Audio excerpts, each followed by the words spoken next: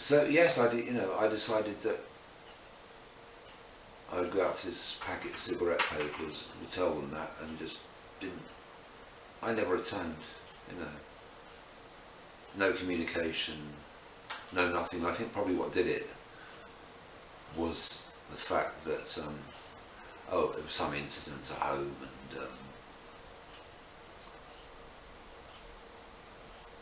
our back door had a sort of, a glass panel at the top half, and a situation arose where I got pushed against it, and my head was cut open, and there was blood pouring everywhere. And I sort of ran off to a friend's, and they patched me up. And, I returned back, and within a day I was pretty much gone. I'd had money, so I could actually do that then. I mean, I had a bank account at Harrods at one point. I was making ridiculous amounts of money. And 18 or whatever it was, the doors of credit were open to me, and I made the most of it. I maxed out everything really. Stuff being delivered from Harrods, hundreds and hundreds of pounds worth of stuff at the time, just went crazy.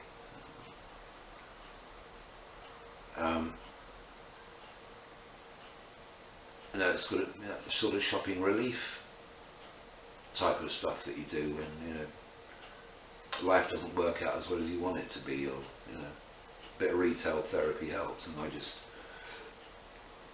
went mad on this Harrods bank account and credit and store card.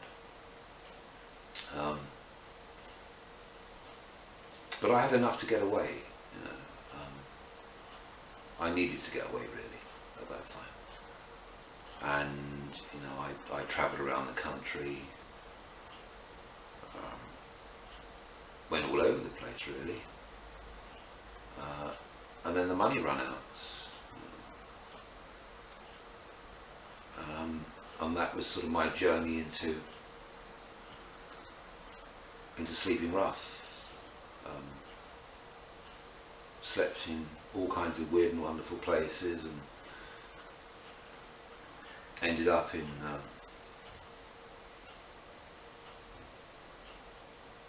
Manchester and Liverpool,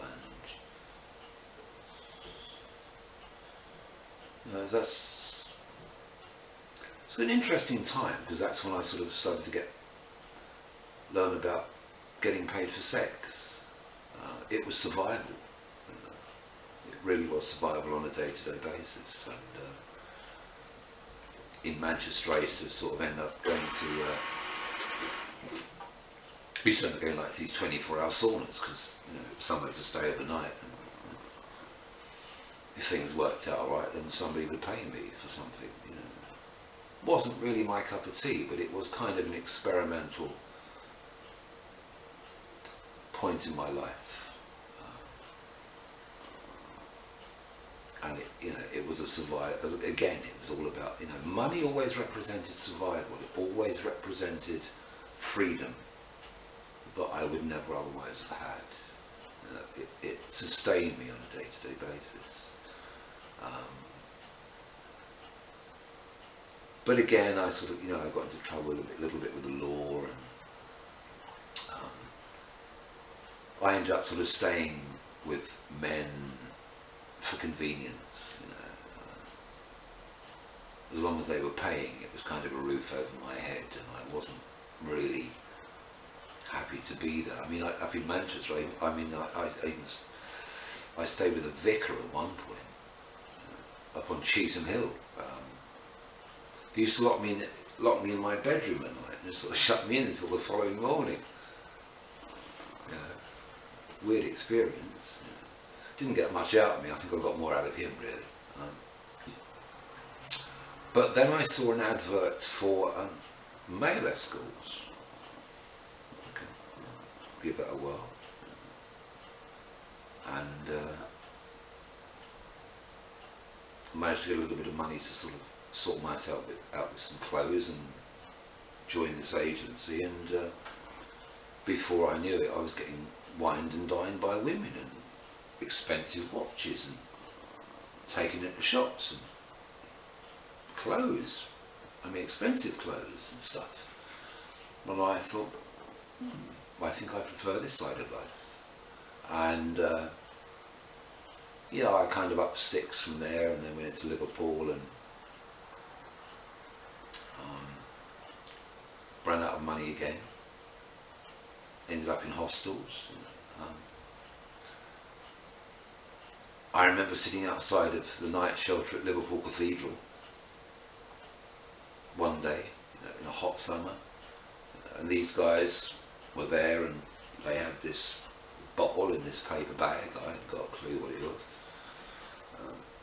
Oh, would you want some of this? I went, oh, try it, Took a swig, and all of a sudden, on swallowing it, this kind of warm glow started from here and went all the way down to my feet. It didn't taste particularly nice, I have to say, but the feeling that came with it was like, wow. And I sat there and thought, good feeling, not something I want to continue with, because it was just like, it was very, very potent stuff, but it was just this warm glow. Like, wow. No idea what it was. Could have been paint stripper for all I know. But no. But that was an interesting time, because, I would end up saying goodnight to somebody in the next bed and waking up in the morning and they were dead. They're gone. Through whatever means, illness, alcohol poisoning. And I started on the pills. I would just, I would buy pills off them, whatever they were. Oh, I'll try that one. Let's see what that does. Handful of them. Handful of that one. Handful of that one, just to see what these things did. Artane and stelazine. There was a combination that kind of paralysed you. That was really interesting one. Getting hold of them. And in the process I learned about MIMS, which is kind of the GP's directory of tablets. And I learned to go into different surgery with different symptoms and just say, oh, I need these tablets, and they go, oh, here, fine, here you go. And I just take tablets, and very often with the alcohol, because I was sort of, wasn't drinking the same stuff as those guys offered me, but I was certainly, started to knock back the booze. I would wake up in A&E, sometimes with a recollection of having a tube forced, down my mouth, my head back, and through, and I was going to pump some, liquid charcoal into you, and you've overdosed yourself, or